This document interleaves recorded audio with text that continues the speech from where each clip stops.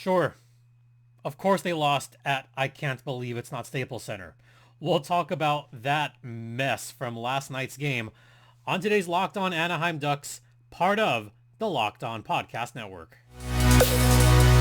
Your Locked On Ducks, your daily podcast on the Anaheim Ducks, part of the Locked On Podcast Network, your team every day.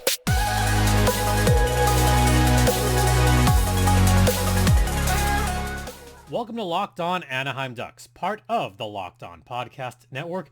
I'm your host, Jason J.D. Hernandez, covering hockey for over a decade. Once again, don't forget this podcast is free and available across all platforms, including Stitcher, Spotify, Amazon. Wow. Cool. Yeah, it's ad-free on Amazon. So check that out.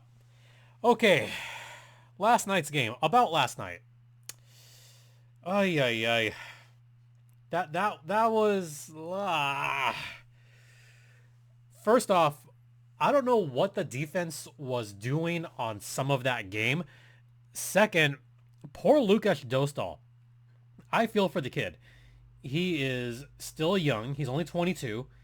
And he has to really take on a role that he's probably used to, but no one deserves that. No one deserves the kind of shots that Lukas Dostal has taken. So we'll talk about Dostal in a little bit, but let's talk about the game itself that took place last night at, well, everyone still calls it Staples Center. Even some of the Ducks fans around there still call it Staples Center. Everyone I talk to around there still calls it Staples Center except for the workers because they have to call it Crypto.com Arena. But it was a pretty boring first period. In fact, not a whole lot happening in that first, offensively or defensively. It was just kind of there, you know? I mean, both teams were kind of shooting. Some decent saves on both sides. Dostal, I thought, had a couple of decent saves. I thought Phoenix looked pretty good last night. The Ducks gave him the best shots in that first round. Oh, by the way, Phoenix Copley from North Pole, Alaska, is already becoming the darling of Los Angeles. And I gotta admit, I like Phoenix's game. I do. He's kind of in that zone right now where he's just saving everything and not missing. He's only given up so many goals in the last few games. Coming off of 2 consecutive victories against the Bruins and the Sharks, he was hoping to really take control of that starting role. Oh, by the way, both of those games wound up going into overtime. In fact, going into a shootout. And of course, Thousand Oaks native Trevor Moore would save that. But Copley looked good in that first period. That was maybe the best chance for the Ducks, was those first maybe 15, 16 minutes. Because at the end of that first period, LA just kind of took over. They got shot after shot after shot. And poor Dostal, he was starting to see a lot of him towards the end of that first.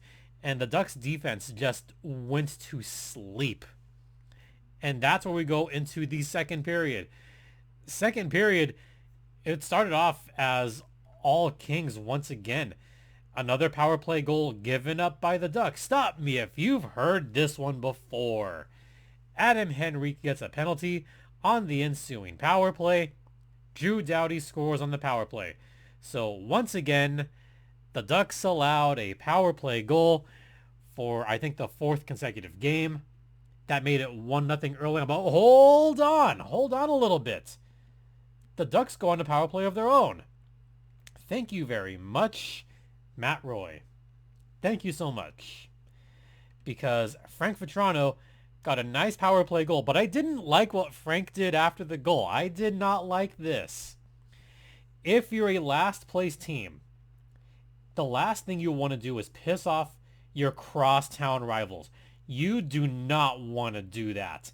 And I saw what Frank did. He did a little bit of pointing towards the Kings bench, did this little thing like, yeah, a little bit of chirping, and he chirped the hell out of the Kings. The Kings, I don't know if you've checked the standings, but they're now in second place in the Pacific. You don't want to piss off a team like the LA Kings. You especially don't want to piss them off when they are 30 miles away from your home arena. And by the way, the lack of Ducks fans at Staples Center last night was kind of alarming because I could think back to 2012, 2013, 2014, even up to 2016. There were at least a decent amount of Ducks fans at those crosstown games, a decent amount, especially when it was, the prime of the rivalry. I consider 2012 to 2016 peak Kings Ducks rivalry. And there were a lot of Ducks fans that came out. Last night, where was everybody? Where was all the Ducks fans? I feel like there were more Ducks fans at Palm Springs, at Coachella Valley Sunday night than there were at Staples Center Tuesday night. I'm sorry, I apologize, but I just have to call it like it is. That was my observation.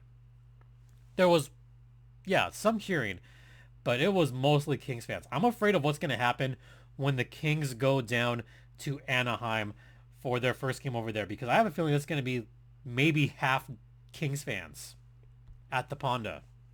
That's what I think could happen. But yeah, Frank just taunted the Kings, and after that, it was all Kings. All Kings. Alex Iafallo, a last-second goal at the end of the second period. Philippe Deneau, he had a slick pass to Iafallo. Great look, and also Thousand Oaks native Trevor Moore got the assist on that. Then third period, poor Dostal, it was on him. Victor Arvidsson with, a good goal. Artie party. Everybody was going around Arthur Kaliev on the defense. It was not really a breakaway, but it was kind of an odd man rush. And all 5 Ducks were on the wrong side of the ice. Mainly because they know how dangerous Arthur Kaliev is. Artie party can be lethal when he has the puck on his stick. And he has a deceptive release too.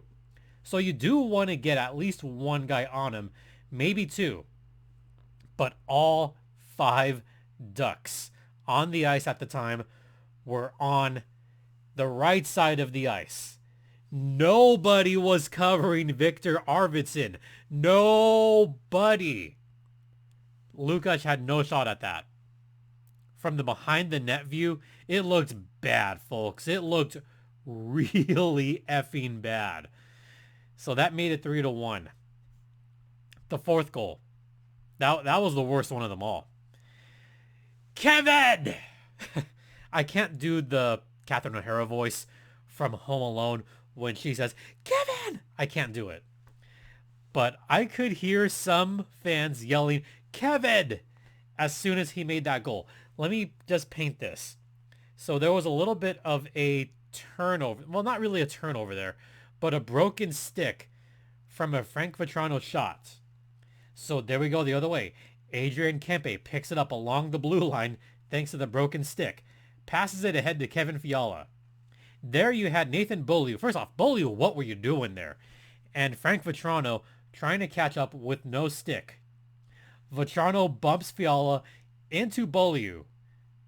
And then Beaulieu bumps it back towards Vetrano for some reason. It was a bump like bumper cars. And Kevin Fiala still had the puck on his stick and went to Dostal's left side. And that was a sweet goal. I mean, I'll admit, that was a good-looking goal. Where the hell was Klingberg on that? Oh, Klingberg was kind of going back on defense. Didn't really have an active stick. If Klingberg had skated... I'm going to apologize here to all the Klingberg defenders out there. If Klingberg was skating at full speed, if he was going 100%, he probably could have caught up to the play and prevented that goal. Look back on that fourth goal when you get a chance. Klingberg is kind of hanging back a little bit, and I just said, of course. Of course he did. I mean, Klingberg, the last couple of games, the offense has been picking up. Defensively, it's been getting worse, if you can believe it. I know Klingberg isn't exactly the world's best defender, but you've got to get back on the puck. At least get to the other side of Dostal to prevent either a pass or prevent some kind of deke move from happening which is exactly what Fiala did. So that's what was disappointing about that. Final score, 4-1. I'll talk more about this one on the other side. But first, I want to talk to you guys about Bet Online, which is the one place that has you covered and the one place that we trust. Bet Online has you covered this season with more props, odds, and lines than ever before, including the NBA, the NHL, and of course, football, winding down to the end. And hey, all the bowl games are there too. 'Tis the season for bowl game season. Who's going to win the Rose Bowl? Is it going to be the Utes or the Nittany Lions? Who's going to win the national championship? All of that is available on betonline.net right now using either your mobile device or your laptop. BetOnline is the official online sportsbook of the Locked On Podcast Network, and please gamble responsibly. Welcome back to Locked On Anaheim Ducks, part of the Locked On Podcast Network. I'm your host, JD Hernandez. Let's talk a little bit more about this game from last night, shall we? Where were the Ducks fans? They were nowhere to be found. Where were the Kings fans? They were all around. And they were hopping. Hopping so much. I know I talked a little bit about the Ducks fans last segment. Look, I get that you don't want to see this team right now because they're bad. They did just win 2 games in a row. I mean, they won 2 in a row up in Canada. Yeah, because they hardly won in California, right? Yeah. They were hardly around. It was kind of sad, honestly. But you know what? I mean, the Kings are good. I'm just going to say it. The Kings are good right now. They've got all the weapons right now. Do they need anything else? No. Are they going to get first place in the division? Probably not. But they look to be a solid second place. And I mean solid right now. I mean, if we look at the standings as of this moment, Vegas is in first place, but they're only in first by 4 games. They're on a bit of a losing streak right now. The Kings are only 4 points behind them in the standings at 41 points. Then Seattle right behind them at 39. Edmonton at 36, but Edmonton has looked pretty shaky. So is Calgary. Some of those games between Edmonton and Calgary, they're going to be pretty huge. And then all the way down by like 10 points, Vancouver. Then you have San Jose. Then way in the bottom is the Anaheim Ducks. Way in the bottom. The Ducks aren't catching up. They're not. I think the Kings, they look pretty good in second place. Maybe even third. But what they have on their team, they have a penalty kill. For all intents and purposes, they have good killers. They have a solid power play. Look, when you have Adrian Kempe on the power play, that's pretty dangerous. When you have Philippe Deneau on the power play, that's pretty dangerous. They've got a potent power play that the Ducks just don't have. Even Anze Kopitar. Kopitar has been a tremendous playmaker and someone that the Kings can kind of rely on, at least for assists. Drew Doughty blasting one from about the point. That I did not see coming, but that's the Drew Doughty that Kings fans kind of remember. So that was just a blast of a goal. But Adrian Kempe, I've talked about him a lot over the past few years. Kempe definitely hates the Ducks. But you know why Kempe did not score last night. And I even said this. As soon as I saw that Lukas Dostal was leading the Ducks out of the ice before the game, my first words were, Kempe's not scoring tonight.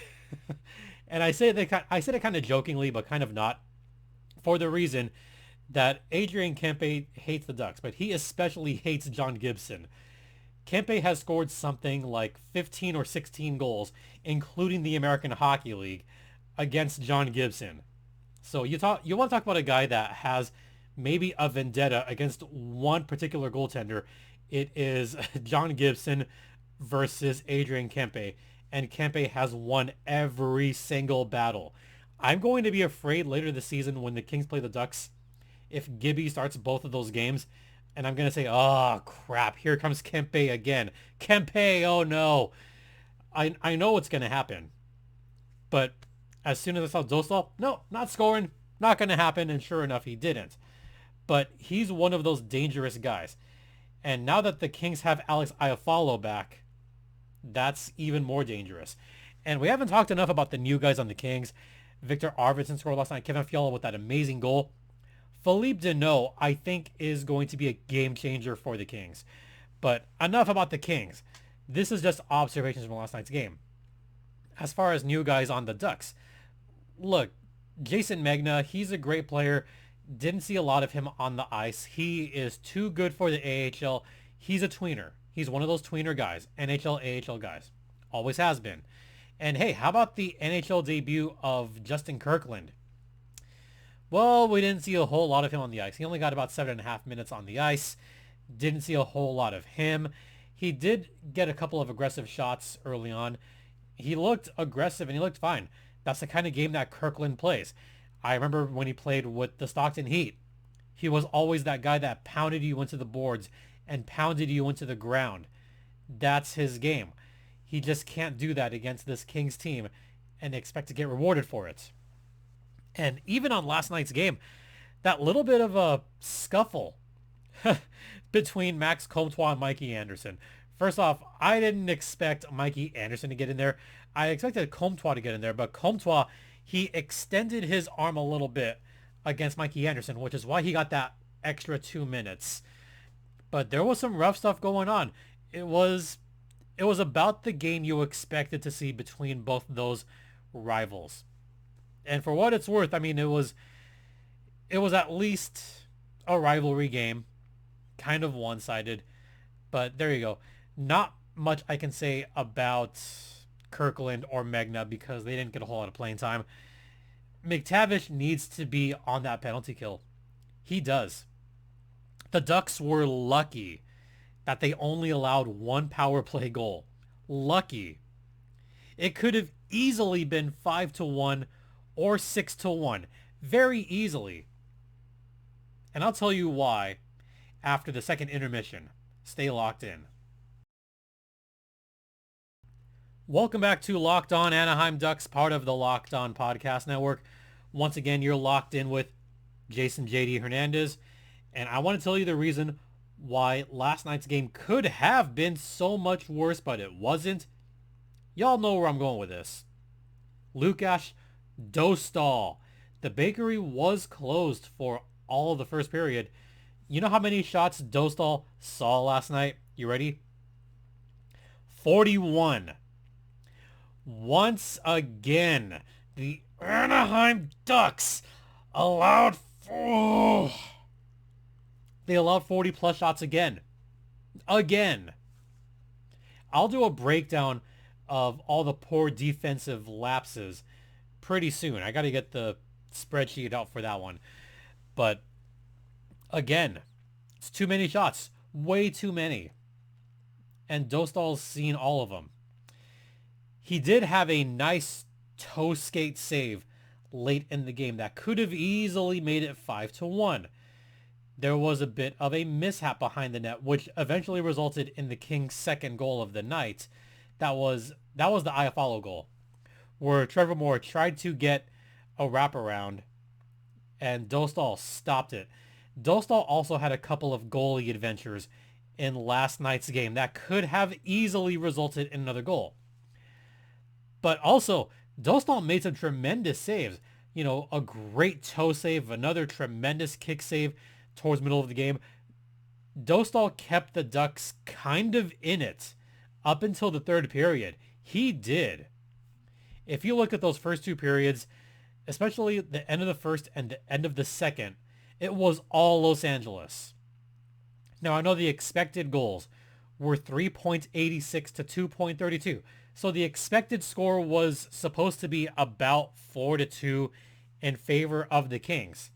So Dostal getting a small minus, not that bad. In fact, not that bad at all when you consider the amount of shots there was. And there was, again, too many of them. What the Ducks need to do is just do a complete overhaul defensively somehow. I know it's impossible to do that, but they've got to do something. And yeah, Dostal only had a negative or a minus .14 game score. That was it. The only guys that had a positive game score, like a really good positive game score, was Troy Terry. Troy Vetchkin doing his thing once again. He's been the most consistent player on the Ducks this season as far as an impact both offensively and defensively. So Troy Terry's got to continue doing what he's doing. But Dostal, gosh, like, how do you not feel for the guy at this point? I think Sarah Avampado said it best. Lukas Dostal deserves to eat one player on the Ducks side, which is kind of hilarious, but also kind of true. Dostal deserves all the steak dinners. I'm going to find the tweet really quick just because I thought it was funny at the moment that I saw it. Yeah, it says, Lukas Dostal should be able to eat the teammate of his choice after this game. You think? You think? I mean, Eric Oriana said, Comtois would be my selection. Sounds like a cuisine. Yeah, Comtois didn't have the best games. He got into that scuffle, got that extra 2-minute penalty. John Klingberg, maybe that's another candidate. Klingberg just kind of being lazy on defense a couple times. One of those resulted in a goal, a very nice Kevin Fiala goal. Who else would be a good candidate for that? I mean, who else was just horrible defensively last night? I mean, you could make a case for a lot of players. Klingberg, Strome. Strome did not have a good game last night. I thought Ryan Strome there was something missing. He just wasn't all there in last night's game. Same with Cam Fowler. Cam Fowler I would say he had more bad luck, but also not good either. Who else was just really bad on defense? Oh, Frank Vetrano, of course. But that's also just a little bit of bad luck. I feel like Frank Vetrano was more snake-bitten on last night's game. Strome just looked awful. He looked terrible. And Silverberg defensively, yeesh, not good either. So defensively, they've got to fix it. And they've got to fix it in a hurry because they now face the Minnesota Wild. Minnesota's a hot team right now. I could see Minnesota just decimating the Ducks at the Ponda. But we'll see what happens. Our next podcast, we're going to have a twofer. We're going to have Goals Thursday. I think Goals Thursday or Goals Friday, depending on how the AHL looks. And also, we're going to have a post-game podcast. Watch out for that post-game podcast. Seth is expected to join tonight or early tomorrow morning. So we'll have a Minnesota Wild Locked on Anaheim Ducks crossover. Then we'll have a goals podcast. Then we'll talk about the Flames game. And then we'll have a little bit something extra for everybody on Christmas Eve. Hope you all enjoy it. All right, that's going to do it for this podcast. Thank you so much for watching. Thanks for listening. Don't forget this podcast is free and available across all platforms. You can follow me on Twitter at StimpyJD. The show's Twitter is at LO_Ducks. You could follow me on Twitter. Once again, at StimpyJD. Bam. There it is. There we go. And also, you could email me at lockedonanaheimducks@gmail.com. Once again, thank you all for your continued support. It is greatly appreciated. For Locked On Anaheim Ducks, I'm Jason J.D. Hernandez saying have a great rest of the evening. Please continue to be safe out there. Be kind to one another. Enjoy Ducks hockey, if you can. And Ducks fly together.